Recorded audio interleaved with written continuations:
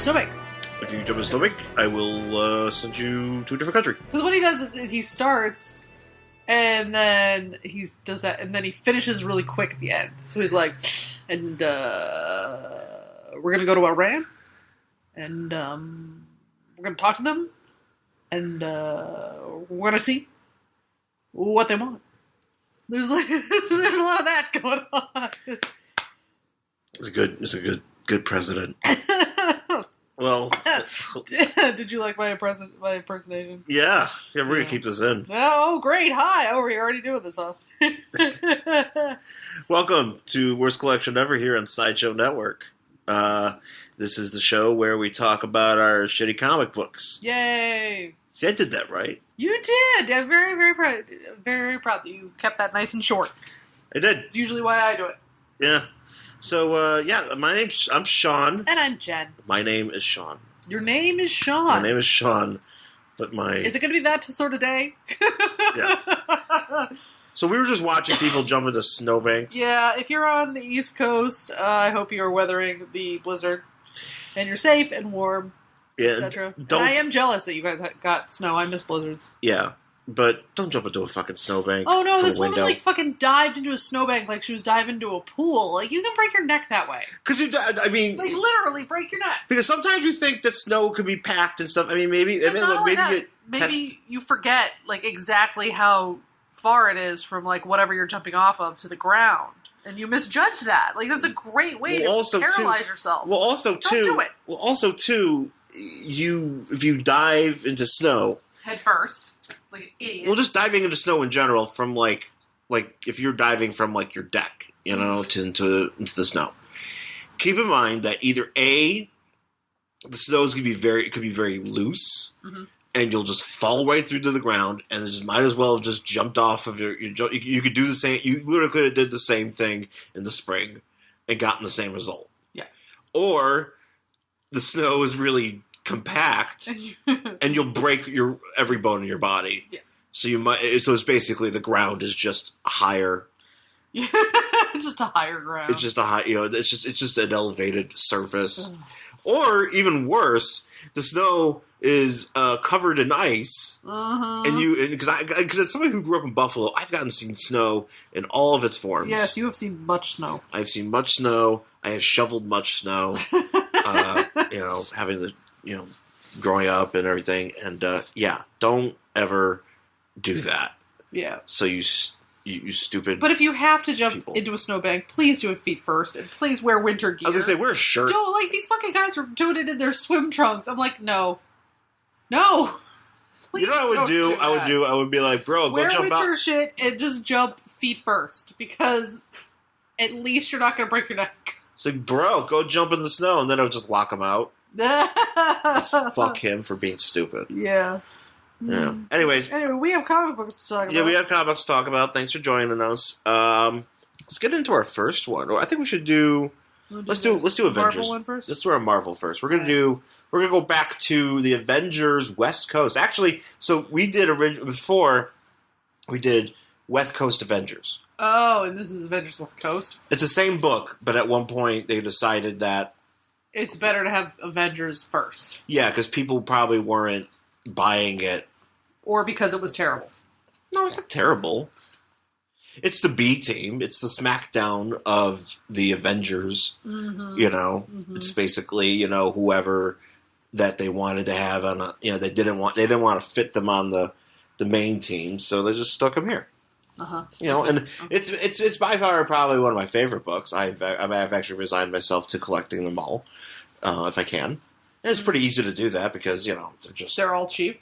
Yeah, it's just Marvel, it's just Avengers West Coast. Like they throw them at you when you go to comic book conventions. They're like, here, take these. These are clogging up our book our dollar bins. So this is where I come in. So anyways, this is Avengers West Coast, number 67, from February 1991. And we are, on the cover here, it says, By Avengers Betrayed. And we see what looks to be Tigra, because you can see her tail or butt.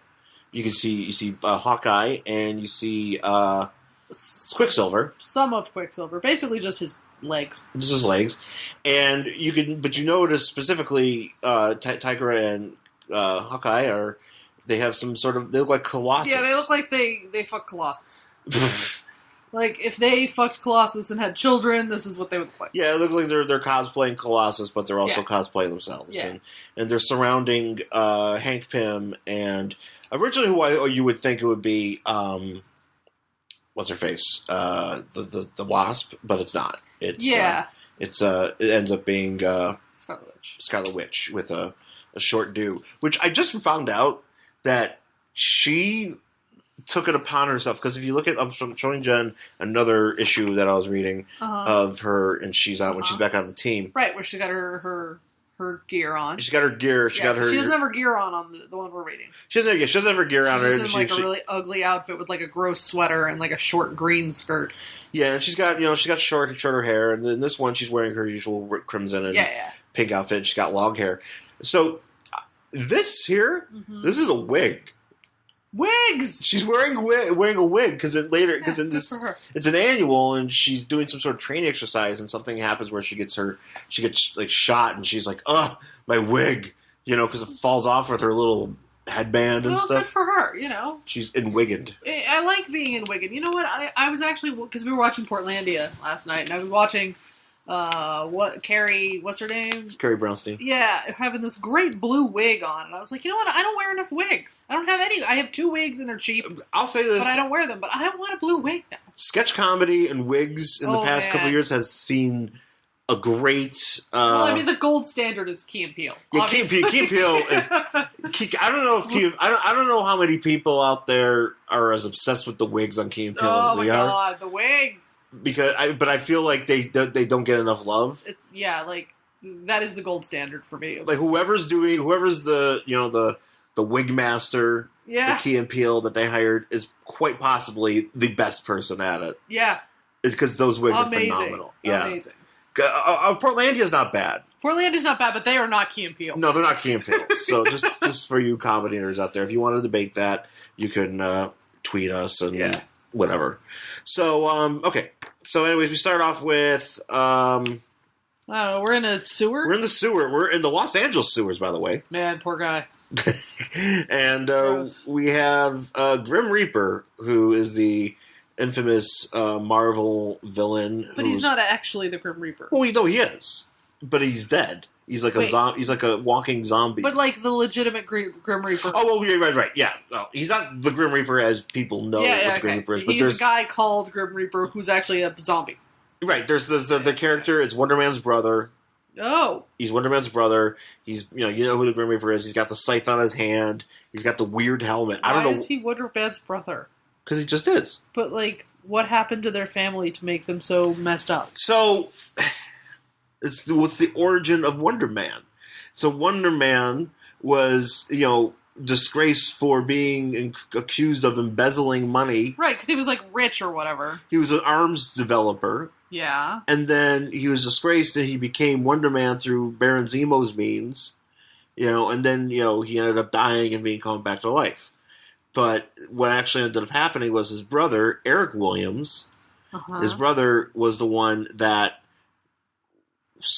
caused him to... he framed him for embezzlement because his brother was shady. Oh, and I don't know exactly why he became this character, the Grim Reaper. He got shot in the face. Wait, what? I don't know. I'm just guessing. Because he wasn't actually dead. At this point now he's like a zombie guy. At least at this point he is. So he's kind of gnarly looking.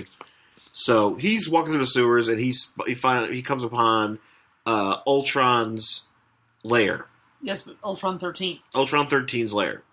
Because Ultron came back and he's like, y'all fucked. Y'all fucked, yeah, that's it. Yeah, so he's in this giant lair which he built in the sewers. Yeah. Which is pretty fancy. Yeah, it's very fancy. I just realized this helicopter in here. Yeah, no, I mean, this shit is big. It's gigantic. This is like Batcave level of big. Yeah. So in the sewer. It is in the sewer, and basically Ultron's got, he's got Hawkeye, Tiger, and Quicksilver captive, and he's like, and they're in like tubes. Yeah, they're in the tubes, and he's like, haha, I'm gonna make everybody a robot, and they're like, yeah, well, you're never gonna know what it's like to have a soul, and he's like, I don't care, because guess what? I'm gonna make you all robots. Yeah. And yeah, so he like basically like this panel looks like they're getting a shampoo. Yeah, it looks like they're getting their hair done. The hair did. Nice shampoo, but no. I just realized here. So he's got this really like long-winded. Oh yeah, he's very long-winded speech. He's very verbose. You know, and he should shut up. He really But should. he does have this thing where he's talking about how I don't know. He's talking about like life insurance and how you put the word life on cereals, and I'm like, because like I know you're sentient, but how do you know about life cereal? Yeah, he's just. Or why does that come across your head? And you're he's like, you don't understand, like you don't really, humans and death, and he's just blah blah blah. It's just shut up. And turn people into robots, because that's what you're doing. So he gives those Avengers a shampoo, and he's turning them into robots. Like, what is it called? Robotization? Robotatizing spray. Robotatizing, yeah. I was going to like, robotization does it. Robotatization. There's no T, two T's. I want 2 T's in it. And it. So he's like, haha, this is my roboticizing spray or whatever. Congratulations. Because he's using them to do it, and he's good because he wants to make everybody else into robots. Yeah, he wants a robot world. Yeah.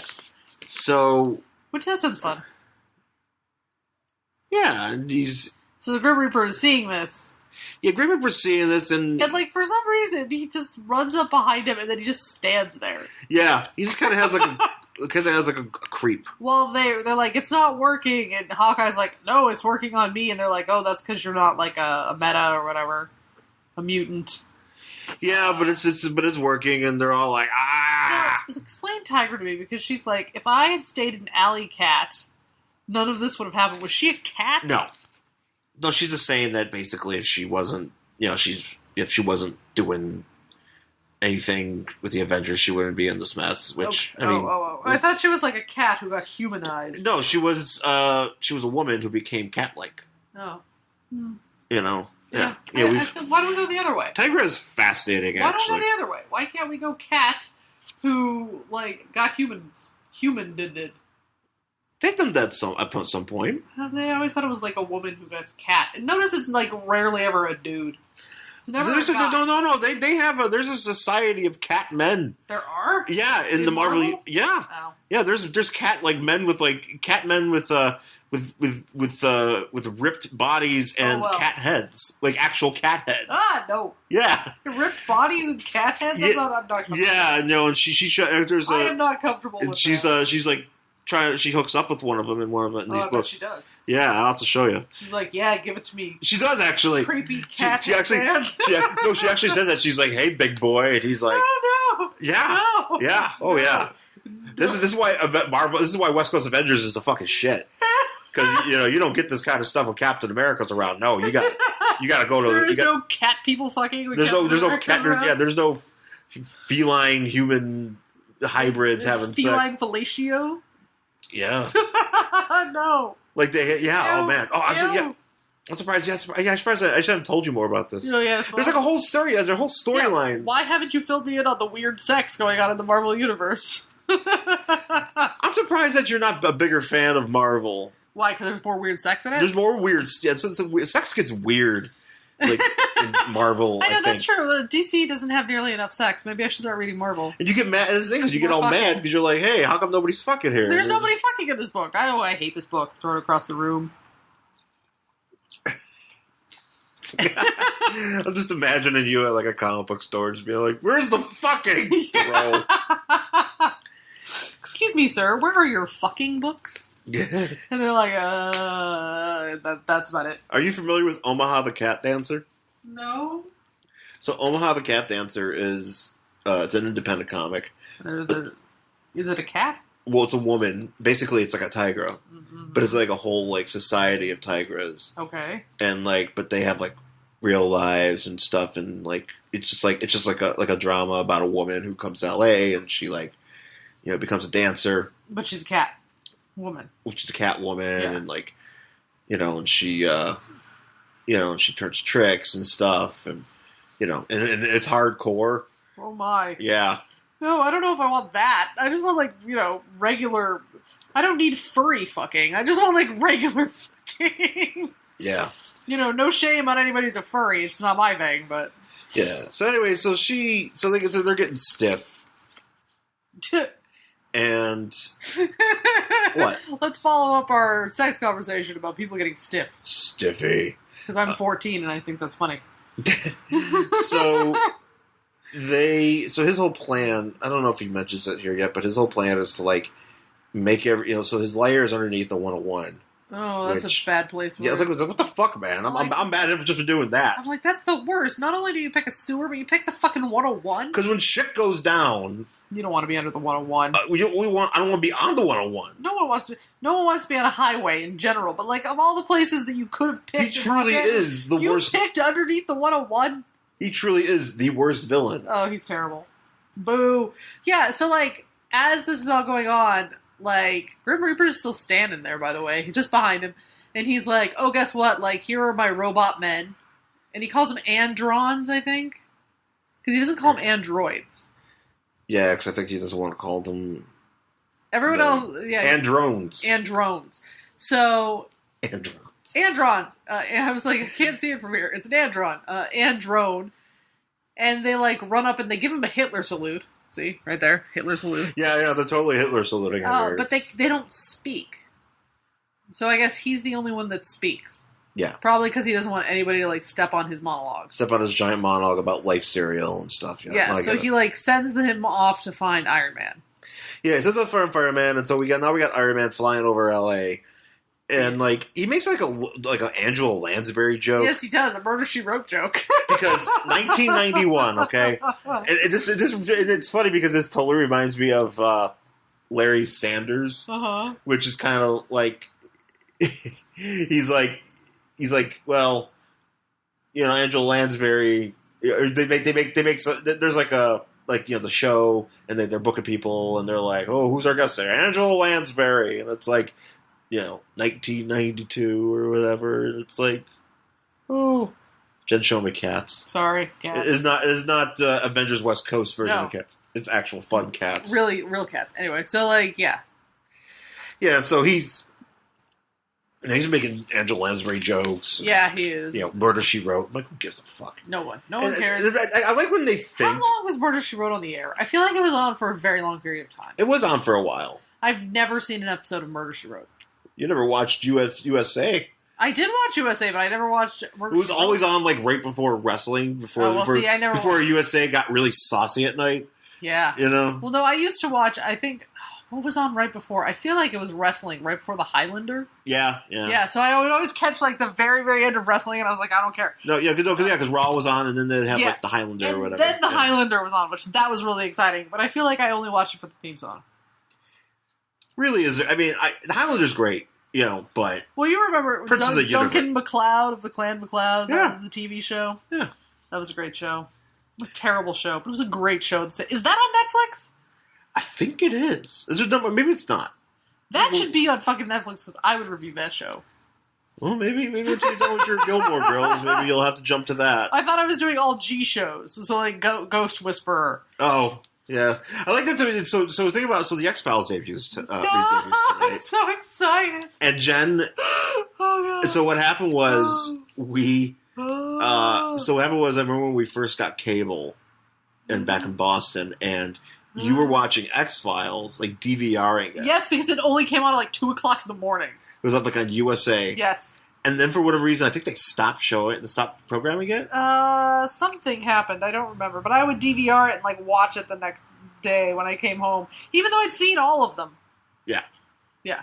And then since you couldn't watch X-Files anymore, you had to turn to Horse Whisperer, Ghost Whisperer. Yeah, it's not the same. It's just really not. I was like, I need something. I need something supernatural. I need something supernatural. Let me watch Ghost Whisperer. Man, that was a piece of shit show. Yeah. It's really a piece of shit. Anyway, continue. So, he should have made a Ghost Whisperer joke in here. It wasn't. Actually, J Love was not hot at this time. He could have... Yeah. She's probably like 6 right Yeah, now. she's probably no, she's our age, so she's probably like 11. She's probably like, hey, okay. maybe a couple years later, maybe Iron Man will make a joke about me. Oh man, I hope. So Iron Man's flying around and he sees a bunch of men beating up another man. And he's like, I must save them. And he must save them, and he flies in, and it turns out to be an ambush because it's all a bunch of... They're all robot guys. Yeah, they're all, andrones or whatever. Yeah. And so they all start fighting. Fight. And he's making, like... He's having, like, a think while he's getting beat up. Yeah, he's getting a little existential during his battle. Who thinks that much when you fight? I don't like, know. when you think, like, man, geez, I wonder if blah, blah, blah, you know, like... I wonder what's going on with this. You know, I was just thinking about that the other day, and then punch. Yeah. I don't know, maybe it just becomes, like, so... I don't know, maybe he can program the suit. Or either that, I mean, maybe that's the thing. Maybe he just, like, goes limp and, like, program is like, suit, fight, and he just, like, goes through the motions. Either that, or he's been superheroing for so long. I mean, at this point... Well, this is just, like, the regular day for him. Yeah, he's just like, it's just like, I've been doing this for, like, 25 years. Whatever, you know? Yeah. It's like, I could fight and do this. Yeah. You know, I'm in a metal suit. You know, these guys are metal, too, but this is weird. Yeah. So he finds a way to, you know, he disarms them. And then he takes them to go get checked out. We go back to Ultron, and then he gets ambushed by Grim Reaper. Yeah. And Grim Reaper manages to damage Ultron, which, yes. you know, it's he's made of adamantium. He's made of adamantium, and we don't necessarily know why his scythe would do that. Right. But as that's happening, Grim Reaper gets... I didn't know this. Uh-huh. I always thought that his hand was replaced with the scythe. That is his hand. Well, yeah, but before, though, it wasn't. Up until this point. Because literally right here, Ultron fuses his hand to the scythe. Oh, okay. You know, that's on his fist, you know. But I didn't realize he was just walking around holding it. Oh, you know, which was good, because, you know, if he has to, like, scratch his ass or something. Well, he has another hand. He has another... Well, maybe he needs both hands. You know, maybe he's got How much ass scratching do you need to do? They need both hands. Maybe he just... Maybe, I gotta scratch his ass. Maybe he does a full ass... Maybe it's one of those... Is this like a guy thing? Like, I don't understand. Well, maybe he just uses his right hand to scratch. You can't scratch your ass with your left hand. Why? If you need to get the spot out with the right. You could reach around your ass. I don't understand. I don't understand how man ass works. It works the same as lady ass. Then why can't you scratch it with the left hand? I don't know. So the Avengers become metal. Well, and then Grim Reaper makes a deal with Ultron. He's like, "Look, I will do anything you want, just as long as you let me kill one person a day, because that's what I need to like keep living." Apparently, yeah, which I'm like, I've never heard of that. Yeah, but apparently he doesn't kill anybody in this book. But he needs to eat one person a day in order. Well, no, if he needs to eat them. I think he needs to eat them because it says in the very beginning he's like, life has a taste. So I don't know if he eats them or like drinks their essence or something, but basically he like tastes people. I taste people. Which, that's gross, because you don't want to walk around LA and taste people. Ugh, I know, man. It's a very diverse taste. You know, there's a lot of diverse tastes, but you know... LA's kind of gross sometimes. You're like, ew. Pasadena tastes gross. Mm-hmm. Pasadena tastes like flour. Pasadena tastes like flour. What would Hollywood taste like? Oh, trash. Yeah, Hollywood just tastes like garbage. Yeah. Valley would taste like... all of it tastes like smog. It just tastes like dirt and smog. Just covering everything. Yeah. So, anyway, they're broing down, and then the Avengers... Oh, yeah. You know, that they captured are metal. And they're metal, the end. Metal, the end. Well, that's the end of the book. So now we go... Here's the thing. Okay, so this is the next part. I don't... So, I'm trying to understand why they need their computer. I don't know, because they say they've got their own big computer. They say it literally in the second panel. Yeah, so Hank Pym and Wanda go to UCLA. Yeah, Scarlet Witch. They go to UCLA, and they're like, "Hey, so this woman's like telling them, like, look, I don't like this." Yeah, she's irritated. But since you're like Avengers or something, the Avengers or some shit, and you're coming in on New Year's Eve, which is bullshit. Yeah, I like how they say she's coming in on the morning of New Year's Eve. I'm like, who talks like that? Nobody. The morning of New... You just say New Year's Eve. Well, the morning of New Year's, who gives a shit if it's the morning? You're like, that's the rest of the day. You got the whole fucking day. But that's the thing. That's why I don't know why he has to say, oh, I know it's the morning of New Year's Eve. You should just say it's New Year's Eve. Thank you for coming down on New Year's Eve to let us use your computer. Yeah, and who cares? And she gives him 5 hours. That's plenty of time to still go home and then get your lobster ready for your dinner. Then get dressed, go out, and get drunk. You can get that, get to your party. Shut up, lady. Anyways, so she's having she's irritated, whatever, and he's like, and then like Wanda says to her like, oh well, we have quite a computer set up over ourselves over in Palos Verdes. Maybe you can come see it. I'm like, if you have a giant computer of your own, why are you bothering this woman? I don't know. A giant computer that this computer scientist would be impressed by. Like, you're not coming over to see somebody's, like, gateway. Look at my Tandy. Because that's the thing, 1991, it's like a Tandy floppy disk. He's like, look, it plays, and look, I can play Oregon Trail. Yeah. I died of dysentery. Okay. Let's go home. But yeah, like, no one's coming over to, like, see that. Like, this is a computer big enough to impress this woman. Why do you need to borrow hers? I don't know, because they're shitty. So anyway, so Hank and Wanda are like, this lady's like, all right, you got 5 hours to do this. Because they invite her, and she goes, yeah, whatever. Who gives a shit? Yeah, and she's like, whatever, and like stomps away. She must really hate these people. I know, she's just really cranky in this whole book. So like, Hank's like, all right, I'm going to do my science thing, whatever that is. He's sciencing, like, because basically... He's sciencing because there's, like, robot particles or some sort. Yeah, whatever. That, he's doing science. Well, I'm explaining, because it's part of the story. He's sciencing on these robot medical particles, metal particles that were on, like, a U.S. agent's glove or something that, and they're trying to figure out what happened. Because basically, they're not aware of Ultron 13's plan. They're not aware of Ultron 13 in general. Ah. But but they know that, Hawkeye and everybody else is missing. And Hawkeye and all them don't know what the hell happened, as we'll find out. Right. But, so as he sciences, Scarlet Witch just, like, wanders around the computer lab, but she, like, has a really long think, apparently. Yeah, because she just kind of, like, she's like, oh, my powers are gone. There's something that happened in the issues before this where she kind of didn't have... Yeah, she lost her powers, and she had like a traumatic experience. She found out that her kids never existed. That's a thing. Wait, like she had children, but they weren't real? So what happened? Well, first of all, she had children with the Vision. Right. The Vision is an android. Right, yes. So what happened was the Vision, I don't know exactly because there's a storyline I haven't read yet, and I know, but it's like basically he gets captured and like reprogrammed, so he's no longer like the Vision that she fell in love with. He's just like a cold robot. Right. He's the one that... Remember that one where he went on like the Tonight Show? Yeah, where he was like white. Like, and he's white. His look, and he was like completely white. Yeah, and he had to tell everybody and all that, but people were kind of like, I don't know, it's weird. Yeah. So, but that happened to him, and she's upset about it, and she basically had this ordeal with, that happened, and she found out her kids weren't real because they were just like a manifestation of her hex power, Okay, so she psychically manifested children. She psychically manifested her kids. So anytime that she was thinking about them, they were there. But when she would go away and somebody else would watch the kids... They would disappear. That's really, really weird. Yeah.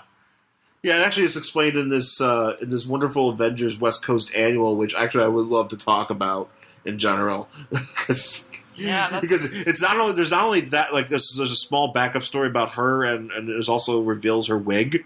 Yay, but there's also a Spider-Woman story in here where she goes to about wigs. No, it's the one where she goes to meet her friend at the airport, and then her friend. Oh, it's the Room comic. And then her friend at the end is like, by the way, I definitely have breast cancer. I'm dying. And it's like, oh, it's the Room. It's literally like that scene in the Room. It's like, also, I'm dying.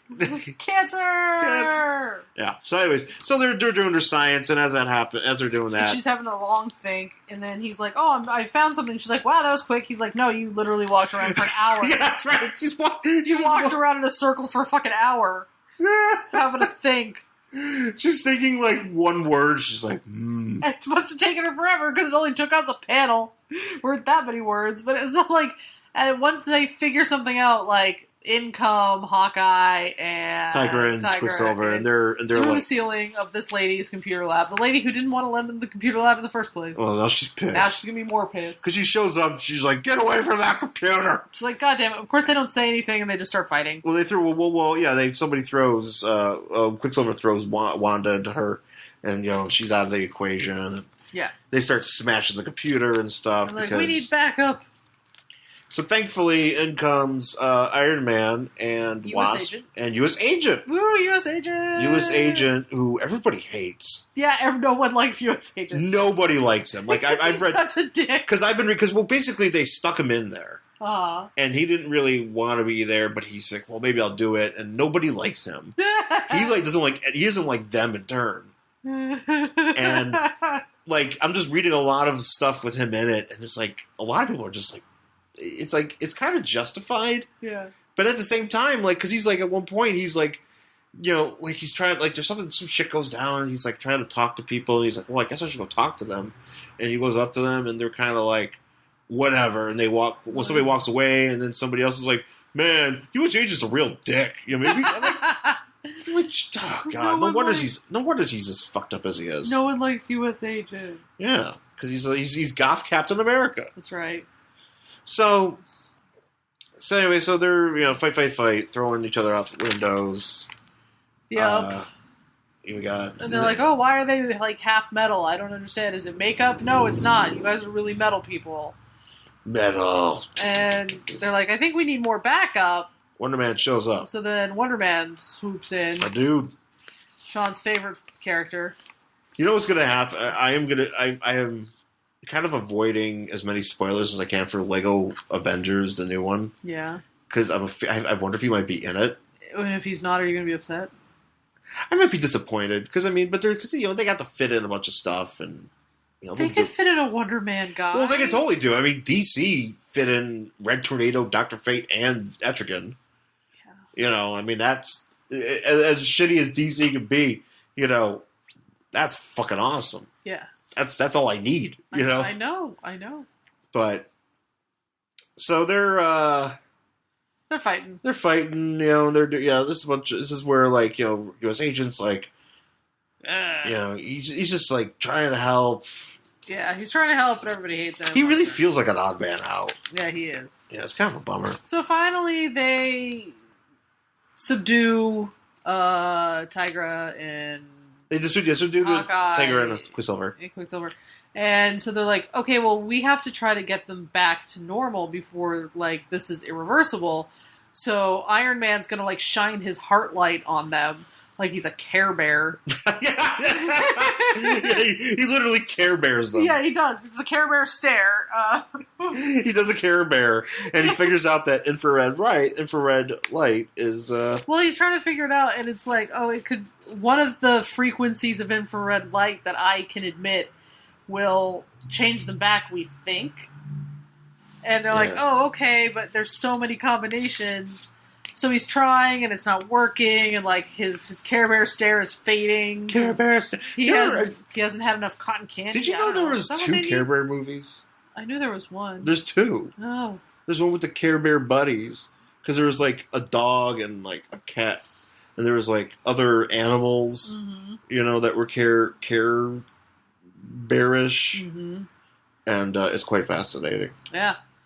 Well, his Care Bear stare is not working, so Scarlet Witch, like, I don't know, looks like she tries to poop. Basically, she looks like she's trying to take a good shit. Yeah, but she's, like, trying to harness her power. Because she can do, because basically her X powers is that she can change probabilities and do things and whatever. She's trying to... It's a very hard power to explain, because they're just like, what do you mean change probability? Whatever, shut up. So basically, she just takes a big dump, and like as that's happening, and it works, and they're like, "Oh, look at that!" And so they change everybody back, and they get back to human, and they're like, "How did we get here? Where are we? We don't even know what's going on."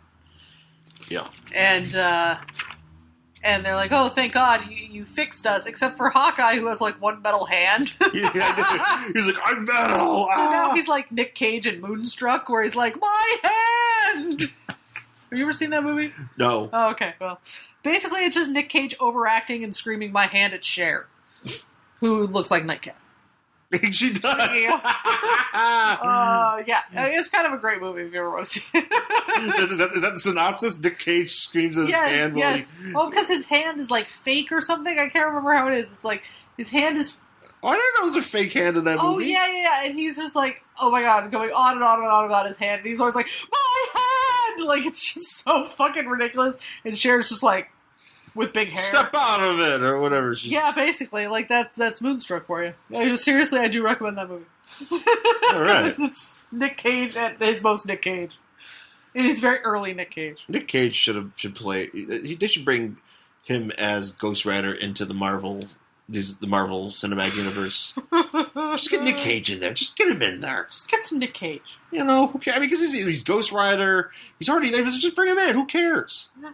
You know, give him some money. Well, you know, he's got financial problems. His island is not doing well. Yeah, he owns dinosaur skulls and shit. Maybe he does. He's kind of. Then he had to, like, give back to some country or something, like, recently. Here's your dinosaur skull back. I'm sorry. Well, in fairness, he bought a dinosaur skull off somebody who had, like, stolen it. Wait, what? Yeah, he had to, or it was a skull of some sort. I don't remember exactly what it was. He buy it off of a truck? No. He bought it, like, through a dealer, but it turns out that, like, however the dealer acquired it was, like, illegal or whatever. So he had to give it back to whatever country it came from. This sounds like a good Forensic Files episode. Yeah, I can't remember if it was a dinosaur skull or just, like, a human skull or, like... He owned a skull. There's some sort of skull. With bones of some sort. It just happened recently. Yeah, that's fat. Man, that's a good... I don't understand why... I mean, like... That should be a movie. Could somebody write that? Could somebody just be like... Is that like... I have to wonder, like, is the reason that I don't have a lot of money is because I would never spend it on stupid shit like that? Like, no one would want to hear about my boring like... You know, like about how you bought pants? Yeah, about how I just, like, bought those of you like pants. Kramer, you know, and he's like, you just talk about how you bought pants. Yeah, or, like, I paid my bills and, like... I paid my bills and that was it. Invested and then I had money. a good meal. Yeah, and then, like, oh, maybe we splurged and went to this place where pasta's $28 a fucking plate. But they build it, they make it a cheese wheel. They make it in a cheese wheel, which is kind of exciting. But, like, I'm not paying $28 for a goddamn bowl of pasta. Anyway, so, like... No one would be interested to hear about that. They want to hear about how somebody with a lot of money bought an island or a dinosaur skull. Yeah. Yeah. Yeah, no, I think we're missing out. We really are. So yeah, Hawkeye has a metal hand. So yeah, too bad. It'd be funny if they would have detached his hand and Nick Cage would have bought it. No, he would have only bought, like, Superman stuff. He named his kid Kal-El. You know that, right? Oh yeah. Okay. Oh, he's a big nerd. Yeah. I people make fun of Nick Cage, but, like, I kind of like him. He's kind of a delight. I don't want to actually know him, but I like to read about the crazy. I like to know him peripherally. No, I just like to read about the crazy shit he does. I want to be like, "Wow, you're an idiot." That's a great story. Oh yeah, so they're all back and they don't remember anything. So Hawkeye doesn't know why he has a metal hand. Hawkeye doesn't like, yeah, because for whatever reason they're doing, and then he's trying. And then, like, Iron Man's like, "Hey, can I use this computer?" And she's like, "Get the fuck out of here!" Yeah, yeah, they're still at UCLA with that crazy lady. She's like, "Don't touch my shit. You've already ruined everything. Don't touch my shit." And then now we're back in... back in the underground sewer. So we're back in the underground sewer, and then it's funny because Ultron is having, like he's kind of like, so, like, if you're dead, like, can you, like, kill animals and stuff? And, like, it's funny because he's kind of, like, asking him, like, random questions, like kid questions. He's confused how he works, how Grim Reaper works. Which I kind of like that about this, because he's just kind of like, hey, man, like, how do you life? Yeah. How do you dead? Yeah. How's that work? What's that like? And he's like, look, that's my problem, homie. You leave me alone. He's like, fine, you know what? I'm going to fuck up the Rose Parade. I'm gonna robot people at the Rose Parade. Robot people at the Rose Parade. And yeah, that's it. He's like... Yeah. He's going to go to Pasadena. And fuck up some people. He's going to take the 10 to the 105 to the... No, actually, no. The 105 would be wrong. No, you have to take the 110. 110 to the 110. And then you go to Pasadena. 101 to the 110. It's 40, isn't it 405 to the 10? No, because he's underneath the free 101. Oh, yeah. So 101 to the 110 north. And then it just dead ends. And then you can take we can just go to Royal Parkway. You can stop at Collector's Paradise, which is a great store. It's a good store. Pick up some stuff there. Then stop by, see my buddy Chris Gore. Yeah. Chris Gore would be like, "Hey, what up? High five!" And then, Pasadena is just a great place in general, though. They've got some cool stuff in Pasadena.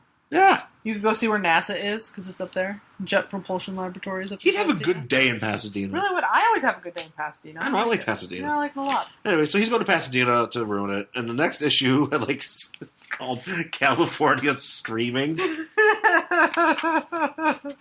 Oh, by the way, we forgot to mention this real quick, but special appearance by Nightcat. That's right. That's why. In the bullpen bulletins, that's why we mentioned this is where they, Stanley goes, "Hey, true believers, here's something about Nightcat," and and everybody goes, "Yay!" Nobody cares. Literally, nobody cares except us. 20 years later. All right, well, that's it for this issue. Avengers West Coast, number 67, from February 1991. Would you read the next issue of this? No. I would. I'm already doing. Of course you would. I'm gonna. I'll find it. I'll be good to go. Yeah? That's what I do. I read Avengers West Coast because I am counterculture. All right, we're back here on Worst Collection Ever here on Sideshow Network. Let's get into our DC selection. We are revisiting, actually, our good friend, Mr. Miracle. Oh, man. And I think it's appropriate because we did a Mr. Miracle, and I didn't feel like it was as good as it probably should have been. What, you mean the book? Yeah. Well, they're all shitty. That's why we own them. I thought... defeats the whole reason of our collection if we have anything that's decent. This book is good. It doesn't belong in our collection, even for somebody who cares about comics. Oh, God, it must seem so weird to people. Is this terrible? I'll buy it. Why are you buying that? Because it's not worth the paper to print it on. Anyway. Good reason to spend money on something. Yeah. Mm-hmm. Anyways, okay, so we're revisiting Mr. Miracle here. It's Mr. Miracle, Volume 2, from March 1991. Yeah. It's the month after this Avengers one. Oh, man. It's chronological. So, Mr. Miracle, number 25, from March 1991. Yeah. Very exciting to do this one because it is Big Barda on the cover. Big Barda. And friends. And friends in a ring. Oh, yeah. Was presumably a wrestling ring, and she's in there with all of her lady friends who look like badasses and stuff. Yeah. And this is also, today is the Royal Rumble. Yes. Today is the Royal Rumble. There's too many things going on today. There's X-Files. Yes. I gotta watch the Rumble in like 2 hours. Yeah. And then you gotta watch X-Files, and we gotta figure that out. Yeah. I don't know. It's hard. We'll work it out because you have the WWE Network. They will replay it. But I am watching the X-Files when it premieres. I know. I will fight you on this. I know. Would you be disappointed if I watched it the Rumble like on my iPad? No, not at all. Because I know do you need to hold my hand while you watch X-Files? No, I might cry. I might cry through the whole thing, but I'm all right. You won't be ashamed if I didn't spend the... Okay. No, it's fine. If you need to finish the Rumble... Because things might be happening. It's fine. If you need to finish the Rumble on your iPad, that's fine. Just please be aware that I am watching the X-Files when it premieres. Yeah, well, that's we're doing it. Yeah. That is the end of the discussion. Because you usually watch, honestly, you have the TV most of the time because you watch all the wrestling. I do. I mean, which is fine. I don't take it. Oh, I know. No, and it's fine. So if I want to watch the X-Files this one time... I'm not saying you can't. I know. So it's fine if you watch it on your iPad. I don't care. Aren't you guys fascinated by this discussion? This is good. Anyways, so we're in Washington Square Park, New York City, and there's a safe. There's a safe, and everybody's crowded around it. Apparently, Mr. Miracle's in it. Yep. And I guess it's not really Mr. Miracle because there's a new Mr. Miracle. Yeah, it's stupid. Is it a girl? It's a guy. No, it's a guy. Yeah, whatever. But I thought her name was. What's her name? I forget. Shiloh. Maybe? Shiloh. Yeah. And Mr. Miracle. So outside of it, though, Scott Free and Oberon are like, "Wow, this kid sucks." Trying to get out of this. I'm like, well, he's in the fucking safe, all right? And of course, who shows up in his Beetle-mobile but Blue Beetle? Blue Beetle shows up and hanging out with Fire and Ice. And he decides that it'd be funny. Well, no, what happens is, like, Mr. Miracle can't get out of the safe.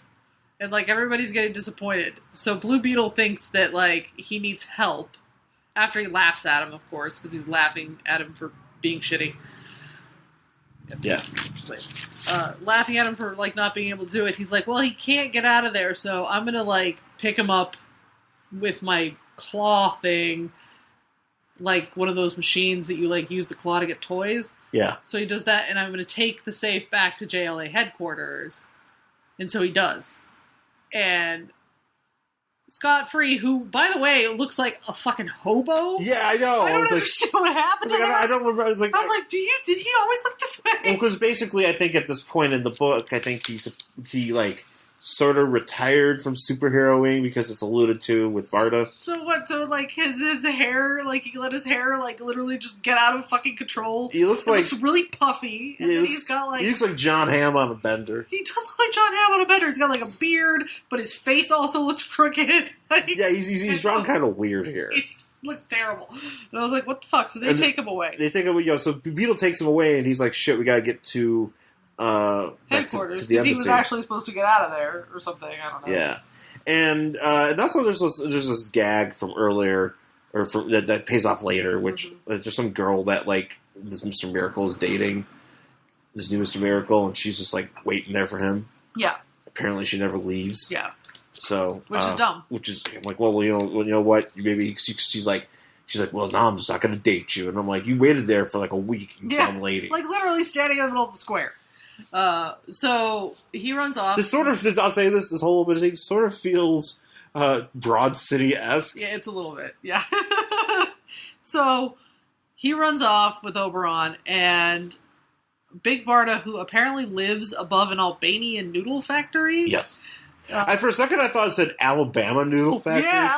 And I was like, that doesn't make sense. And then I was like, Albania. And I was like, oh, that doesn't still make sense. No, none of that makes sense. Alabama, what would an Alabama noodle be made of? Like Mountain Dew and like... Cheetos. Corn chips? Cheetos and corn chips. Fritos? It's like crushed Fritos. It's made out of Fritos and crushed racism.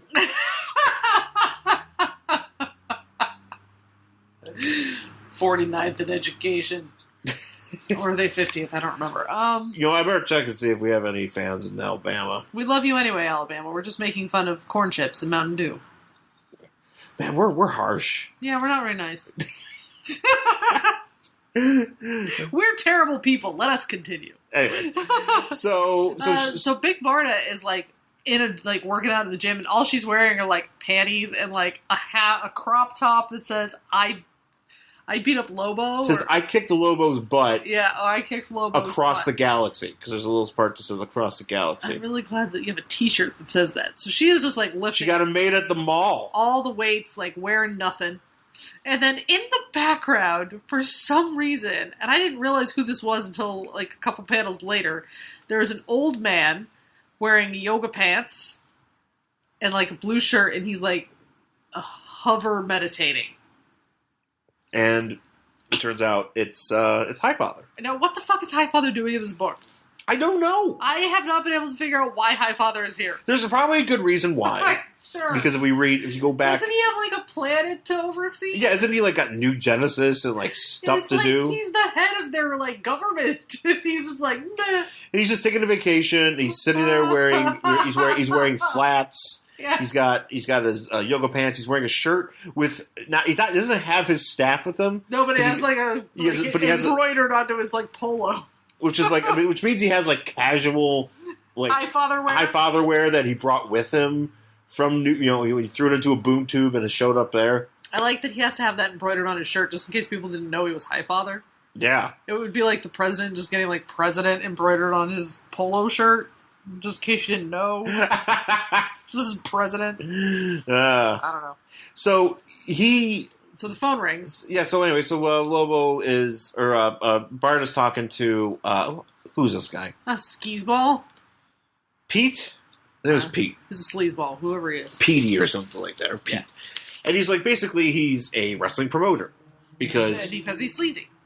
because he's sleazy as fuck. And New York, he's New York sleazy. Yeah. Which means he's extra sleazy. Which means his words are all written phonetically, and you have to try to read them. Yeah, no, everything's written phonetically, and I'm like, cool. He's like, hey, this and that, and I hate figure this and figure that. I was like, shut up. I cannot stand. I realize they do it to show accents, but I can't stand when they write phonetically in an accent. I'm just like, just like give me like a little like he speaks in a New York accent, and then just give me fucking words so I don't have to like try to.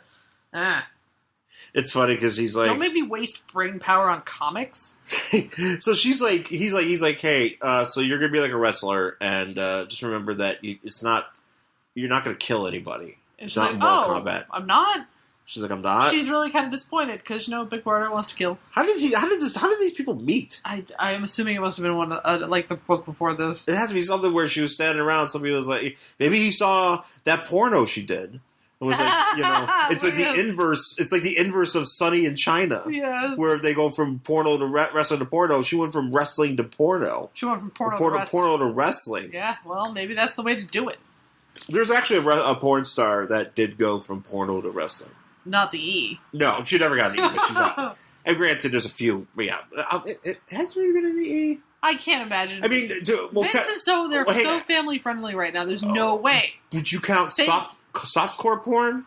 I would count any kind of porn. Okay, so there was Candice Michelle, who was in a number of softcore pornos. Actually, she did bondage show. Yeah, but she's not active now. Well, no, she's not active now. She didn't because she wrestled. When? In like 2000 and like from 2005 2008. Oh, okay. She did because I remember because I watched a Cinemax movie. Uh-huh. A number of those with her in it. Was it Scrambled? No, I got to see it. I got to see it, the real deal. Oh man. She was in it. She did that, and I think she also did some bondage stuff. And then she tried out for the Diva Search, and she didn't make it. Mm. But then she did like a GoDaddy commercial, and it was like really popular. And so they brought her back, and then they gave her a job, and she ended up being a wrestler. And she ended up actually winning the title at one point. She beat Beth Phoenix. Was she good? She wasn't. No, she wasn't great. I mean, she's about as good as like the Bellas, if that says anything. Okay. So it's not terrible. Yeah, she's not. She did what she had to do, but it wasn't like she's not Ric Flair's kid or Sasha Banks or anything like that. She's not on that level at all. Okay. But then she retired and went back to porn. No, she just went back to porn. She just went back and just lived her life. Oh, good, living her life. She married a chiropractor. Good. Well, that's probably useful. If she has kids, and she got kids, and I think she does the occasional circuit thing out here. Like a signing. Yeah. Maybe she does like some producing. Oh, that's great. Yeah. That's a great story. Sometimes this show is inspirational. Educational. The story of Candice Michelle is an inspirational one. Anyways, So Barda's like, oh, well, I wasn't going to kill them anyway, but I won't kill this person during our little combat. So she hangs up, and doesn't she ask Highfather where Scott is or something? Yeah, she asks where he is, and she's like, I think he's training the new guy. Right. And she's like, but this is my debut. So she gets in the ring with this snake woman. Who is she? Pythona. Yeah. The pulsating Pythona, which... Gross. Gross. Yeah, gross. And so they're like, all right, here we go. And Barda does not understand how wrestling works. No. This is basically what happens for the rest of the book. So Barda's supposed to lose this match. Because she's a debut match. And she sure as fuck does not lose this match. She's supposed to be... She's debuting, and basically in true WWE fashion, which I don't know if they had any vignettes or anything that lead it up. She's a jobber. She just brought her in, and they're like, to lose. You're going to job to this woman. Yeah. And she... does not. Does not, because she's like... Because she's calling spots in the middle. Pythona starts trying to call spots. Right, and it doesn't work. And she's like, okay, so get ready. And she's like, fuck this, kick, punch, and she's like, throw. well, you're doing this for real, take it easy. And she's like, no, I'm a warrior. I don't lose. And so because she does not understand that wrestling is not real. And so she shoots on her hardcore, and knocks her the fuck out. Yep, knocks her out completely and wins. And everybody's like, oh, I guess Barda won. So... in the locker room, Scott, of course, wasn't there, so she calls Scott, and he's like, "Oh, I'm at the JLA headquarters. I got stuff going on. I don't know what is going on." Because Martian Manhunter just seems very upset in the background. There's like a picture of him like holding his hand and his head, like his head in his hands, and everybody's like around him. He looks very upset because he looks really upset. Yeah, because he's talking to the new Mr. Miracle, and then there's Major Victory is there. Who's this other guy? Orion. Oh, that is Orion. Yeah, without his helmet. And there's Guy, and there's Fire and Ice, and Blue Beetle. And the Light Ray's there, and it looks like... I don't even know who the fuck that guy is. I think that's Maxwell Lord. Oh, okay. For some reason, who's holding shoes. Yeah. I have no idea what's going on, but apparently you have to read JLA 47 to find out. I'm like, well, fuck you. I'm reading this book, all right? So, and then there's... so Hobo John Hamm is like, "Hey, babe, I can't come," and she's like, "Yeah." Hobo John Hamm. She's upset, and so they're like, "Well, she's like, well, let's go." So they go celebrate the victory, and Highfather's like, "Well, let's go out and have what?" She's like, "I'm gonna make." Well, she's like, "Fine, I'll make us dinner for us, just us, Highfather." And he's like, "No, let us order one of those Pete's A's." Pete's. It's like Pete's A. Yeah. Pete's It's like PETE apostrophe S A. Pete's A. Because that's what Oberon is like. Pete's like order a pizza. So it took me a minute to figure that out. I thought he was saying pitas. Like they're gonna get some shawarma. Like some shawarma. Yeah. No. Pizza. So 1 week later, Barda, who is just a humongous person, is talking to that sleazy guy. And he is trying to explain to her how wrestling works, and she's not getting it. She's like, "But I am a warrior." And he was like, "No, you're supposed to lose." And she's like, "I did not lose." You could just, so here's the thing. He doesn't just fire her. No, he doesn't fire her for, like, not understanding her job. He's like, "Oh, whatever." And he just, like, walks away because, like, someone's on the phone for him or something. Because there's the big boys. There's the guy. Apparently, this wrestling promotion is run by murderers. Is run by murdering mob people. Which isn't that kind of how most of them were back in the day? There was some. It was pretty. Sure. Some of the promotions, maybe even in Japan and stuff like that, when shit was, run by the gangs. It was run by triads. People, because people thought it was real, and there was some stuff that went down. Back then, so it's not as shitty as it is now. Not run by a doddering old man who doesn't understand anything. Oh, Vince. Poor Vince. This might be his year, babe. I know. I've been saying that. Vince might die this year. Because this year has been everybody's literally dying. Yeah. David Bowie, Alan Rickman, Grizzly Adams is dead. Yeah, that guy from the Eagles. The guy not Don Henley, Glenn Frey, fucking Natalie Cole died. Well, she died just before. Yeah, but still, she died on New Year's Eve. No, the morning of the morning of New Year's Eve. Excuse me. The afternoon of New Year's Eve. Excuse me, she died before dawn on New Year's Eve. Oh, poor Natalie Cole. I know. Her death got overshadowed by everybody else's. By all the other people who died. God. 2016 is the year where everyone dies. Abe Vigoda's not doing too good. No, Abe Vigoda. Well, he's 94. I mean... but no, Abe Vigoda's not doing too good. Betty White is 94 too. Yeah, she looks good though. She looks great.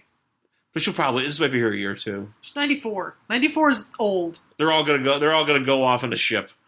Her and Abe. Remember that one video we were watching? They were pronouncing it Abe Vigoda. Oh my god, that made me so mad.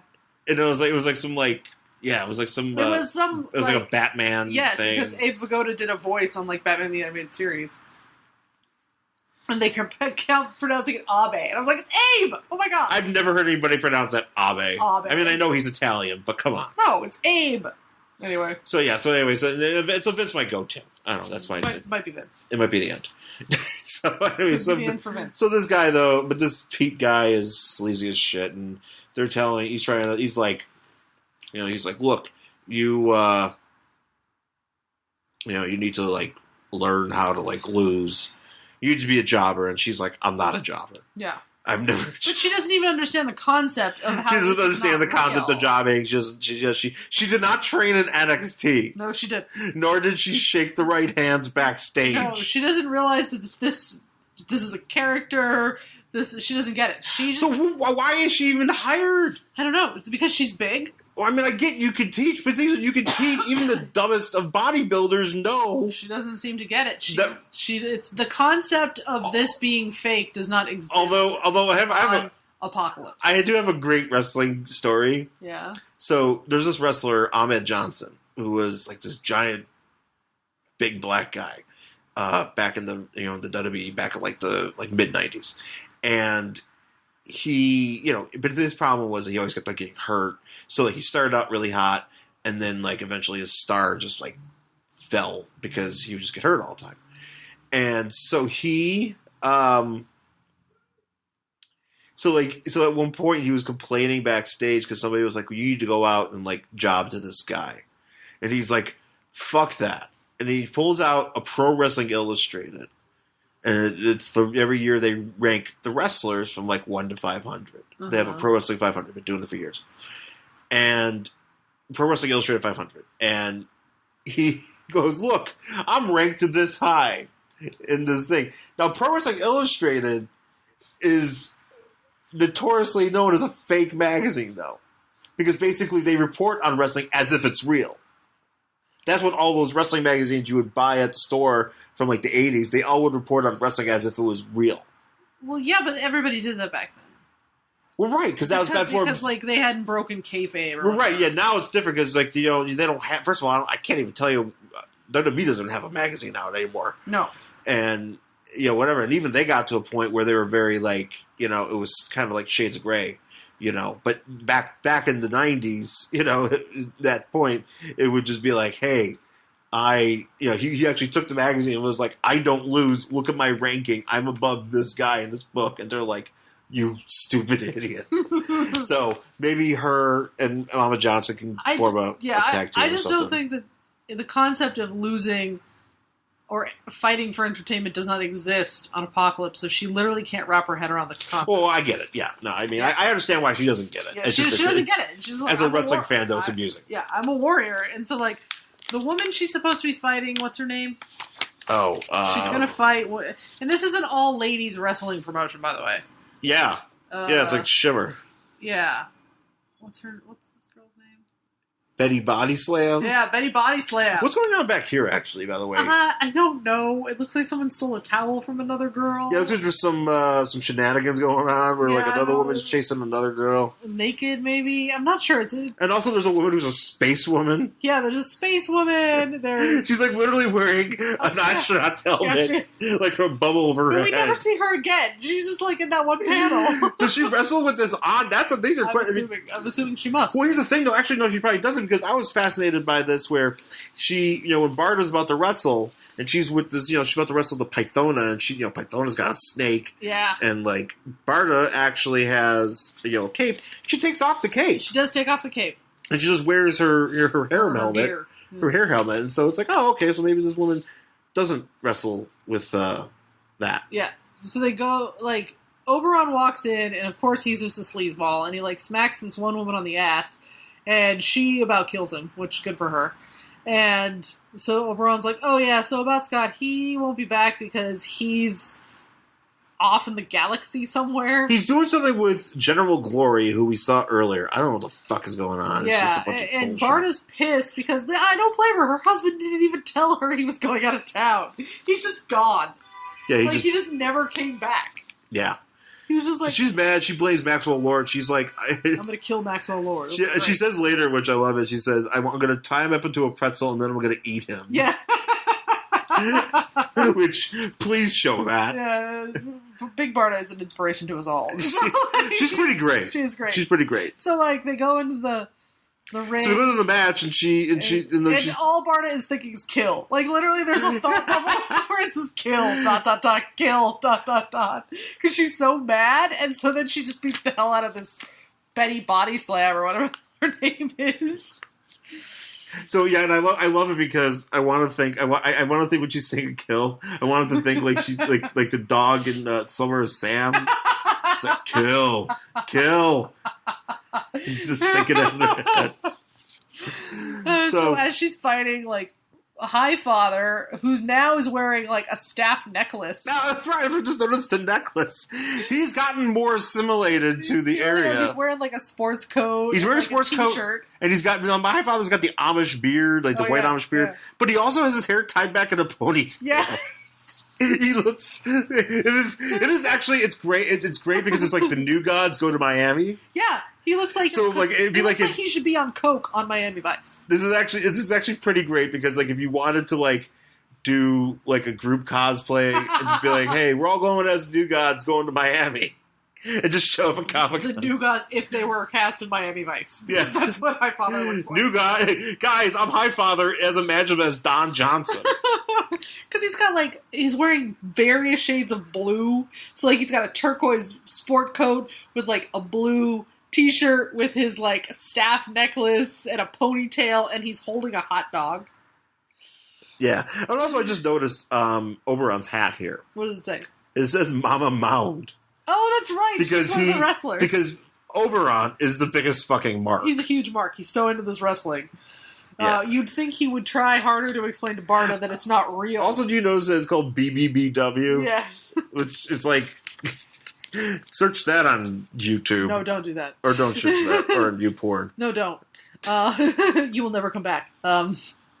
So High Father is having a good time, and he's like, hey, it looks like they're beating each other up, and it's pretty violent, but I'm Don Johnson, and like Oberon's like, hey, but yeah, they're having fun. It's alright, this is good, clean fun. Don't worry about it, this is entertainment. And so High Father then like cheers the ring while holding his hot dog aloft. Because he's eating a hot dog. Yeah, and he says, go Barda, cleanly fun her to submission.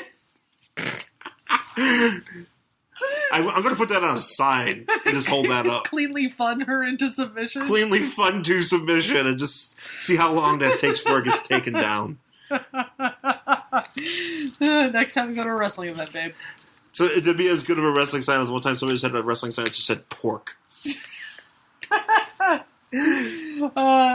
So that's happening, and in the back is the sleazy guy and his friend who's wearing a Batman shirt. I don't know who that guy is.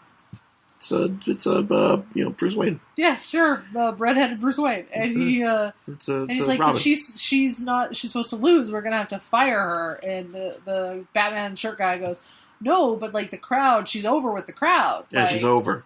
They love her. Listen, and they're just like chanting her name and like whatever. But apparently, she is their Daniel Bryan. Okay, but apparently this is something I'm reading here. So the big boys, the guys, they book this federation, and they had big plans for Betty Body Slam. I don't know why they care. It's just a money laundering front. Exactly. And they're why do you care? They're like, no, fake wrestling needs to be fixed. We need to, we need to make sure this happens. I mean, maybe they're doing like some betting, but like you'd have to be pretty. I don't know. People bet. Apparently, that's a big thing now. What, betting on wrestling? Oh yeah, that's a terrible idea. No, especially with a Royal Rumble. People, Vegas has come alive with wrestling betting for pay-per-views. That's a really terrible idea. It is a terrible idea. Because it's fixed. It sounds like a thing of The Simpsons that you'd be like, really? Yeah, really. Like, I get it. If you're in Vegas and you're betting on, like, the championship games that are today. Yeah. But wrestling, it's fixed. Roman Reigns is going to win. I don't even know why we're going to watch this Rumble. Well, I don't know. I got to watch it. Okay, Roman Reigns is going to win. You know that, right? Oh, he's going to win. Okay. Or Brock Lesnar might win. Nah, it's going to be Roman Reigns, because his name was the only one in that thing. Or John Cena might win. Oh, he might come back? Yeah, he might come back, because John Cena's, No, you know what's going to happen is Roman Reigns is going to win, and then as he's holding the belt aloft, John Cena will come out and beat him up. Da, da, da, da. Now watch that happen. Yeah. That'll be amazing. Actually, the rumor, the idea is that Triple H is going to win. No. He's going to set up a match for Triple H versus Roman Reigns. But Triple H could only wrestle for like 3 seconds. I know, but that's all he needs. He just needs to come out and go, Nga, and then like throw him over the rope. The game? The game? Oh yeah, Lemmy. We lost Lemmy too. Oh, that shit. Yeah, a lot of people died. Anyway, so like, alright, well, we're just gonna have Barda doing her thing and whatever. And like, so then she goes in the locker room and like all these ladies, and like, this woman has a beehive on her head. Yeah, who's that wrestler? I don't know. She calls her Bee. I'm assuming her name is Bee Beehive. Bea Arthur. Yes. Oh, she has actual bees in her hair. Yeah, she has a beehive. But she has, like, ripped as shit arms. Yeah, and she's wearing, like, it's like stripes. So she's like a bee. I don't know. BB. I don't know. Bee muscles. This one has a sickle. Yeah, it's a great Reaper. Oh, man. Yeah, he found his way. He walked all the way underneath America. Yeah. And he found his way here to become a lady wrestler. Yep. And they're like, oh, it was so good. I'm so happy. And she's still so pissed off. Because that's when she's thinking about turning him into a pretzel and eating him. Yeah, and they're all like, hey, good job beating up everybody and stuff. So they get in the car. And so they get in the car and, it's funny because Highfather doesn't, like, he's just like, oh, so what? Highfather's, like, really getting into it. Yeah. It's kind of funny. And she's all pissed about Scott. Yeah, well, justifiably so. Yeah, but even Oberon's like, hey, I know you're like shitting on these people, but like you need to lose to Mama Mound because she's the champion. Yeah, and she's like, why would I do that? I do not lose. He's like, no, but that's how this works. And she's like, I am a warrior. I do not lose. And you're like, oh, she still doesn't get it. Apparently, okay, so actually, in the last issue, she had an audition for this. Oh, okay. So, because Oberon's talking about how in the audition, Barda clobbered Amazon Angel. Yes. And, it's funny because he's kind of listing off. He's like, well, I really like Mama Mound. Yeah. And then I like this. And then, there's also Minnie Maxine. Yeah. Who's like, just like, because there's a midget in this. Yeah. Or, and person. he said, excuse me. Oh, she said, she'd be my favorite. Oh, the Minnie Maxine would be my favorite because he's listing his favorites. If she won more often, and then Barda's just like, she doesn't win Oberon because she lacks the warrior spirit. And then Oberon's like, you're taking this too seriously. But I don't think Oberon understands that Barda doesn't understand that wrestling is fake. Right. No, yeah, she's totally. So Oberon thinks she's just like, I don't know, laying it on too thick. Oberon probably likes John Cena. I'm sure Oberon likes John Cena. He's probably like a little, because maybe John Cena might mistake him as like one of those kids with progeria. Which, by the way, did you know that's why we were talking about this earlier? Did you know I'm almost certain there's a movie that stars Ralph Macchio, where he has progeria. Oh Jesus! And then he like gets old and dies, but he's like still. Basically, he just looks like he has like flour in his hair, and he has like an old man mustache. That's not how kids with progeria look. Well, that's how it was in this movie. Okay. There was actually an episode of The X-Files that had something to do with progeria, and there was a girl on it who played like the progeria sufferer or whatever, and apparently the reason that they cast her in this is because she was a huge X-Files fan. Oh. And so they cast her to be like in the laboratory footage of this guy who like was running experiments on kids or whatever. Oh. And she was very excited because is that how you get cast in TV shows if you're a fan? And well, no, I guess she was just like a humongous X-Files fan, so they were like, "Oh, okay, well we're doing this story anyway, so we're going to cast this little girl." Okay. And she was very excited about it. Well, good for her. Yeah. So, what's her face? Oh yeah, so it's the day of the fight, or the Mama Mound versus Big Barda match. Which apparently it's like, where are they holding these matches in New York City? I don't know, sleazy place. Is this like Madison Square Garden? Yeah, not even. Like, there's like some venue. Yeah. And so Barda walks in, like looking. The only thing she really needs is a fanny pack to look like her. Yeah, she's still. Like, it's kind of great because she's wearing like the gloves. She's wearing high-waisted shorts. She's wearing like a halter top. She's got gloves. I'm like, where's your fanny pack? Yeah, that's all she needs. And she walks in and she overhears this guy who we've never seen before. He's the muscle. He's because there's basically some muscle. Yelling at Minnie Maxine, telling her not to gain any more weight because she'll be fat like Mama Mound. But this woman is tiny. She's not really a problem. And then he hears there's a smack. And Barda is not taking that shit because Barda is a goddamn hero. So she busts in and she's like, "What the fuck?" And he's like, "Oh, good, I wanted to speak to you." And she's like, "Too fucking late, why'd you hit her?" And she like, holds him up in the air and he's like, "Oh, that's it. I'm gonna shoot you." Yeah. So he like pulls out a gun and she's like, "Guns are for the weak." And she just beats the shit out of him and like bounces him off the floor. Yeah. My question is Barda bulletproof? I don't actually know. Because we read that New Gods book and she got like fucking wasted. Yeah, I mean, she's not human, but I don't know if she's bulletproof. Well, I don't think I don't think she is. I think she's just tough as fuck. Yeah. Hero. No. And she's standing up for the ladies of her wrestling promotion. Oh yeah, she ain't taking shit. She's not taking shit. She would fuck Vince McMahon up. Yeah, she would. She would if just she would just break him over her knee, which would be great. I'd watch that. So Barda's like pissed, and like she throws him out, and everybody's like, "Yeah, good job." And she goes over to Minnie Maxine's like, "Why don't you fight him?" And she's like, "Well, I couldn't actually fight a guy like that because I'm little and whatever." And she's like, "You need to stand up for yourself," and blah blah blah. And then Mama Mound, who is just like a gigantic broad lady, and she comes over and she's like, "Hey, you know what? I like your style. Let's fucking do this for real." Because Mama Mound is fucking down. Mama Mound's like, let's fucking shoot. Let's do this shit. It's like, I'll shoot. I'll break your back, make you humble. Yeah, she's like, let's do this shit in the ring for real. And Barda's like, all right. Because that's what happens in wrestling. But just imagine if somebody was like, man, you're really tough. You're really tough, too. Let's fight for real. Okay. Yeah, but they're excited about it. Like, they're both excited to fight for real. So, like, yeah. Because Mama Mound's like, this is a little bit taller than Big Barda. She's like broad as shit. Kind of dressed like Wonder Woman. Yeah. So they're like, all right, we're going to do this. And they do in the ring. Well, yeah, real quick here, she's talking to one of the women who's apparently Spider Lady. Oh, yeah. It's funny because, so in wrestling, okay, so Wendy Richter, who was the champion, WWF champion. Who is not related to Andy Richter? No. Okay. No, sadly not. I wish that was the case. That'd be great. I really wish that was the case. But no. So she used to be the WWF women's champion back in like the mid '80s when wrestling got really popular because she was the one that was like associated with like Cyndi Lauper and all that stuff, and so she would fight the fabulous Moolah, who was so she would fight Moolah, and that was her nemesis. And at one point, Vince wanted her to sign a new Vince wanted Wendy to sign a new contract.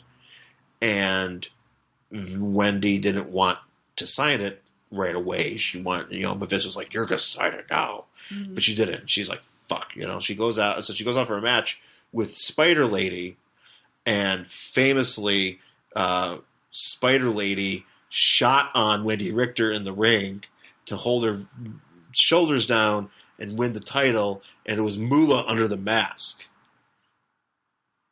Oh. Because Moolah is tough as fuck. I mean, she was like 50 or something like that. Oh, yeah, no, that one was tough as fuck. Yeah, she was like it was like her and Mae Young were like friends. Yeah, and they were both tough as fuck. They were both tough as fuck. Yeah, and they were awesome ladies. Yeah, and so she shot on Wendy Richter, but she was wearing a mask as Spider Lady, which is funny because there's a Spider Lady here. It was clearly not Moolah. It looks like Spider-Man. But it should be Moolah. But it totally should be Moolah. Yeah. So much wrestling history. So they go into the ring, and they are doing this shit for real. And they're having a good time. And there's some guy there. Who is this guy? Like, he's one of the... they're the announcers. Oh, yeah. These are the announcers. And he, is like, oh my god, it looks so real. And he's like, oh, I forgot that it's not real. Yeah. And everybody's having a good time. Highfather's having a good time. It's funny because Highfather, because Oberon's like, he's like, Mama Mound better win. He's like, how come you're not cheering for your friend? For Barda, yeah. He's like generally hurt by that. He's like, no, it's wrestling. You don't get it. It's okay. And he's full Don Johnson. It's fucking great. Yeah. So Mama Mound jumps off the ropes and she's gonna land. It's called, what is it called? The Mama Mound Mash. Mama Mound Mash. And there's no defense, but Barda counters and throws her. So here's the thing though. In this wrestling, there's no pinfalls. There's just, if you fall and you're down for a count of 3, that's how you lose. Yeah, so she loses. And everyone's like, yay, Barda! And she's like, Mama Mound's like, I lost. And Barda's like, there's no shame in losing when you've done your best. Yeah. She helps her up, and they're like, yeah, we're together, we're friends, or whatever. Yeah. It's pretty badass. It's actually great. It's like Big Barda is fucking great. I love Big Barda. Big Barda doesn't get awesome. enough. Yeah, she doesn't get enough, dude. She really doesn't. She gets regulated to C-list status a lot, but she is fucking cool as hell. Yeah. Yeah, I wish there were more. I wish people gave her more to do. Okay, so she beats up Mama Mound, and she becomes the toast of the wrestling world. Yeah, she gets there's merchandise with her face on the shirt, and she's on the cover of Wrestling Weekly. And just in the corner says "Big Bad Barda, she's hot" in just a small box. Yeah, and everybody's cheering. There's a Barda doll, which apparently you can make one in a week without 3D printing. Oh, man. I didn't notice the Barda doll. Yeah, I want a Barda doll. How do you get a Barda doll? Oh, I want one. But, so apparently, so Pete, the sleazy promoter he goes to talk to the big guys, and they dismiss him and basically take him out and beat the shit out of him. Yeah.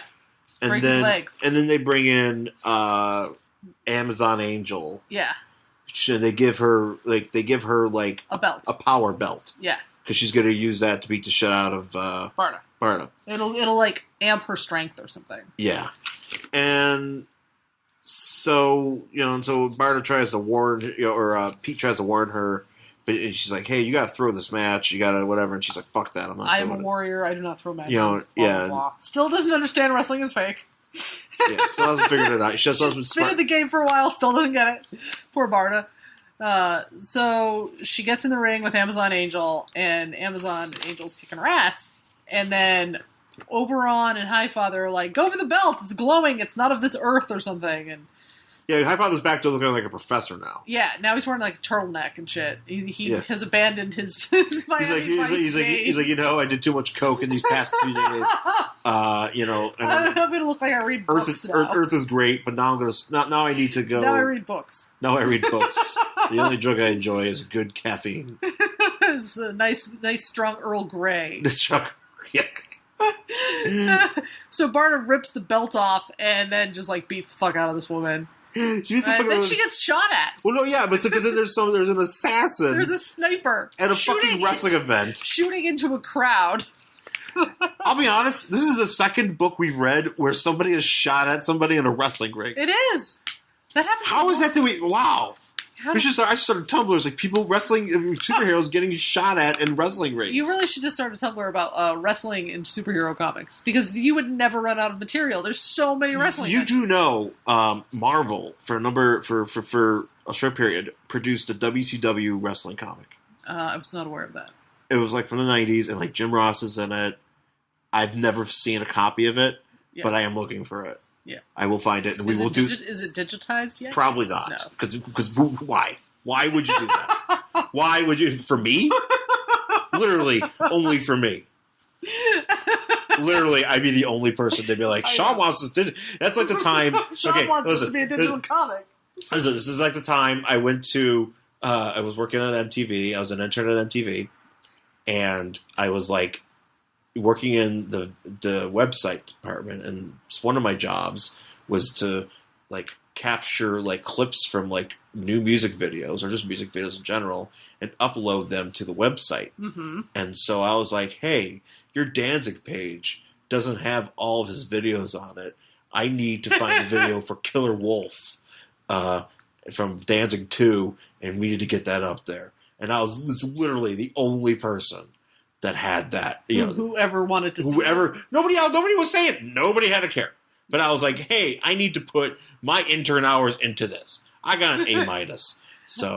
Well, you got the credit. Really, that's all that matters. Mm-hmm. Good job, babe. I'm so proud of you. And you know what? There's probably some other Danzig fan who was very excited when they saw that clip. Yeah, it's probably not up there now. I don't even think Danzig's even on the MTV website. No, not anymore. Yeah, maybe it's just that picture. I don't think music at all is on the Maybe Danzig's just on there cutting a sweaty cake or whatever. But. Just carrying cat litter through a Trader Joe's parking lot. Danzig, great man. Yes. Well, he writes comics too, you know. Which ones has he written? He had a magic comic book line like Verotic or something. Oh, okay. Like back in like the mid, like when like around like the height of his Danzigness. So that crosses over a lot, like rock dudes and like comic books. Because Chris Daughtry apparently is going to do a variant cover for like an upcoming Batman. Oh, cool. Batman 50 or something, maybe. Yeah, and then, like there's Kiss comics and Alice Cooper comics. So yeah. Anyway, so. The Highfather manages. Who has his staff, apparently. Yeah, well, I wonder if it was on his neck and he's just like, been biggin', and then it became...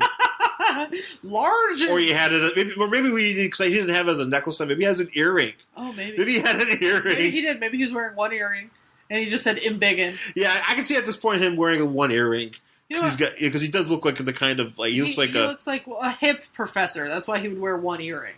to tell the kids that he's still with it, even though he likes like literature. Yeah. Yeah. But he'll still smoke joint with you. Yeah, he'll pass still, a bowl. Yeah, and talk. Yeah. He's still cool. I mean, he is the high father. Right. He's still cool, you guys. He's cool as fuck, guys. Don't think he's like one of them squares. He'll tell you about that time he was on New Genesis and all those girls. That time when Light Ray had a brought back some. That Light Ray dropped a fucking printer sheet of acid. Yeah. And flew into space. Yeah. Oh yeah. Right. He literally ran into space and he ran to Oa and fucked one of the Guardians. Yeah, man, those were crazy times. Man, we were fucking killing it. Yeah, man. High father, man. What's up? High five. Yeah. High five for the high father. Yeah. High father doesn't get enough credit too. Can we start writing stuff about him? Just only during this period when he was here on Earth wearing necklaces. I would love to pitch a Miami Vice era comic starring the New Gods. And I don't like the New Gods, but I would make them fun. That would be that would be like the best fucking comic. New Gods would literally be 1,000% more interesting. If you put them in the 80s and like made them like a fucking detective agency. Yeah. Yeah. Fuck yeah. Yeah. Oh man, I'm pumped. All right, DC, you have my Twitter. You're rebooting your universe anyways. Yeah, again. You guys got my Twitter. Just do this. We'll listen to this and just Call do it. Me. It would be awesome. I'm telling you. God damn it, Jeff Johns. And I would use the word embiggen in the comic book. High Father really would have an earring that he would embiggen. Embiggen, and then he would just like go. He would have orgies. It would just be crazy. Call me. I'm serious. Would it be a Vertigo comic? No. I mean, you wouldn't see the fucking. It would just be alluded to. Because High Father's getting high, and I don't know. Orion, he's like, Orion's doing roids. Oh yeah, because he's full of rage. He's doing monkey steroids. He's just he's literally pulling. He's really draining monkeys into his body. Yeah, but he's rigging them out. He's got a dark secret that he's trying to protect, while he's still trying to like do good in his detective agency. He's got a secret he doesn't want anybody to know. Do they ride boats at all? Yeah, there's even gonna be fucking airboats. Space. Yeah, there's boats. Yes, and there's gonna be Everglades and airboats. And crocodiles or alligators. Calabac out there. Yeah, Calabac is an alligator. Calabac is an alligator. Desaad is just like he's like the fucking he's like it's like Scarface. He's just sound people in half. Yeah. Well, Desaad is like the bad, like the head of the like the gang down there who like is taken over like Little Havana or whatever. The parademons are just a bunch of Cuban guys with wings. Yeah. Yeah, just running drugs, and everybody's like gonna go have a fucking Cuban sandwich. Oh man, Cuban sandwiches! It's just always gonna happen. The DVD art would just There's be a lot of really Cuban high-waisted and high-leg cut bikinis. Yeah, like Barda's just wearing like insanely high-waisted bikini pants. It's so high, it looks like the fucking Borat outfit. Yeah. Telling you. These are great ideas. These are great ideas. There's a lot of boats and boat chases and like white. You know that Simpsons they just did? Yeah. Simpsons beginning. It's like Vice City. It's like Vice City. It's like that. Oh, we spent too much time on this. We really did. Okay. So anyway, somebody stops the sniper. It was High Father, and he runs away, and he's stopped by the girls. They're gonna beat the shit out of him, and then Barda wins. Yeah, but. Barda wins, and then the guy who wanted Barda dead... Well, here's the thing. Okay, I'm just reading this here. So she, as they get shot at, she apparently threw herself to protect Amazon. She did, yeah. And she ends up pinning her, which for some reason, that's when the pin counts. Yeah. So fuck the... now I'm mad because your wrestling logic isn't staying the same. Well, maybe it wasn't pinfall in the other match. It's pinfall in this one. But there wasn't a pinfall in the other match. Well, I know, but there is in this one. Whatever. Can't you have different matches? You can, but I mean, you don't. This one was scheduled for pinfall. But if she was getting counted out in the other match, if the Mama Mao was getting counted out, it would be a 10 count. Well, I don't know how wrestling works. You don't count somebody for 3. It's even not like that in boxing. Horse shit.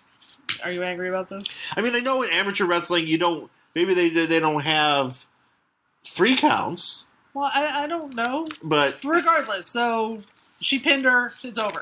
But then what happens is, like, the guy who was like, hey, kill Barda, gets a visit from none other than Granny Goodness, who, by the way, is also a fucking great character. Yes. Who would show up in my Miami Vice. Oh, she'd be in it all the time. Because she's fucking great. She'd be the police chief. Yeah. I love Granny Goodness.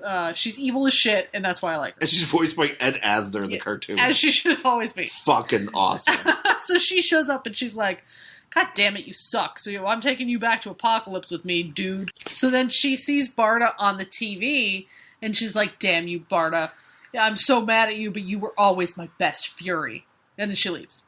Yeah, she gives her props. Yep. And so then we're in the hospital with that guy who got the hell beat out of him by the mob. And somehow, like, this has made the whole wrestling promotion fall apart. Because he was a Vince McMahon. And now he's not there. So the mob just, like, gave up?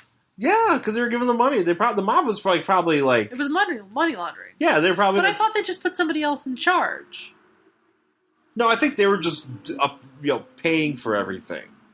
Like, they probably were paying for, like, the venue and paying for all that stuff. And now if the mob's not there, then there's no... But I don't understand why the mob's not there.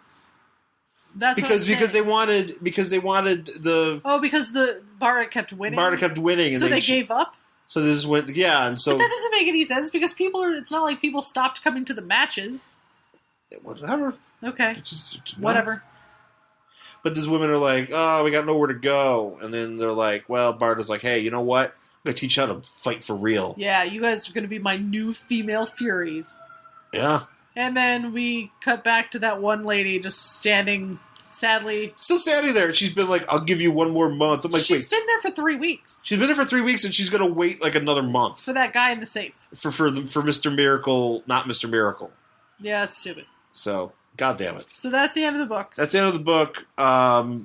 So next issue is a sinister secret of the Albanian Noodle Factory. Yeah.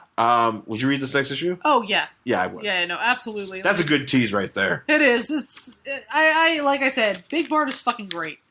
And I wish they gave her more shit to do. I also want to talk awesome. about here, so the letters page. Yeah. Miracle Rap. So Marvel had one that said, let's rap with Cap for Captain America. Because remember, it's the 90s. It's the 90s. It's the mid-91, DJ Jazzy Jeff and everything. This one's called Miracle Rap, and he just got Barda and Mr. Miracle. Yeah. But then you also have Oberon standing by a giant boombox, and he's dressed like a b-boy. He's got a chain. It is fucking awesome. It's probably the best illustration I've ever seen. It's pretty great. This book is actually really great. Yeah, no, this is fun. I had a really good time with this one, and I'm really glad we decided to read it, because I was like, yay! Yeah, you know what? There's wrestling, and there's Barda being a badass, and there's a John Hamm on a bender. John Hamm. There's literally a Highfather. He goes from being in Miami Vice to being a professor. Goes from being a yoga guy to Miami Vice, and he's got professor, and he's got a fucking necklace. I'm like, Jesus, man, this has got everything. It is. It's quite possibly one of my favorites. Yeah, it's pretty good. And nobody else appreciates this as much as we do. As much as we do. No, I'm glad we read that comic. But yeah, I totally read the next one. So here we are, an hour and a half later. Yeah. I'm so sorry, people. It's taking so long. Longer. We just can't help it. No, we can't. But thank you for listening. And if you would like to catch us on Twitter, you can find me at Angry Hero Shawn. Angry Hero Shawn, SHAWN is how you spell Shawn. My Instagram is the same thing, and you can also catch me on the Tumblrs at theangryhero.tumblr.com. And I'm at Jen Stansfield on Twitter and Instagram, jenstansfield.tumblr.com, and jenstansfield.wordpress.com. And also, by the way, go to SideshowNetwork.tv. Go check out all of our shows. We've got some cool stuff coming up. You're going to really dig it. And, we've got a bunch of fine programming that you should be checking out. My cat is trying. Yeah, she's trying to walk on the computer. No, sweetie. Yeah, don't walk on the computer. No, sweetie. Yeah, so check that out. And if you want to email us too, you can email me at Shawn@SideshowNetwork.tv if you have any questions about the show and why we take so goddamn long to talk about comic books from the 90s. Yeah, 40 pages of comic books takes an hour and a half. All right, that's it. Did you give your promo? I did. Oh, okay, good. See, I'm all hopped up. Like I know you're ready for the Rumble. I am ready for the Rumble. Yeah. I am ready to see Vince. Vince might explode. This might be it. He might just show up and be like, I'm alive. Yeah, or whatever. Yeah, that might happen. Yeah, that might happen. So, anyways, folks, we'll see you guys next week. Thanks for listening. Bye.